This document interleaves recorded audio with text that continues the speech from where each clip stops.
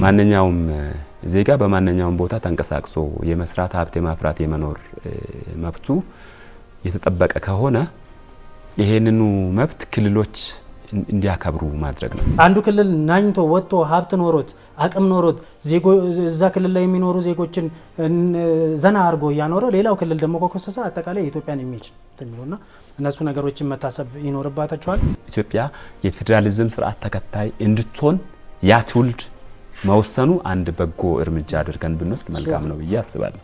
ህዝብን ከህዝብ አጋጅተ አባልተ ጦርነት ወሉ ወይስ እየነገርከው ፌደራሊዝሙ ችግር አለበት ፌደራሊዝሙ ይሰጠቅ የህገ መንግስቱ ይቀደድ ብትል አንተ ባልተስተካከልከበት ወረቀት ብታሳክል ባታሳክል ያው መንግስት ከፍተኛ ኃላፊነት አለበት ሀገረ መንግስቱን የመገንባት ሀገረ መንግስቱን የማጠናከር በህብረ ብሔራዊ ፌደራላዊ ስርዓቱ ላይ የብሔር ማንነትና ሀገራዊ ማንነት ሚዛኑን ጠብቆ እንዲሄድ ከማድረግ አንፃር እንድጠበቅ ከማድረግ አንፃር ጠንካራ ህዝብ ሉዓላዊት ሀገር ይኖረናል።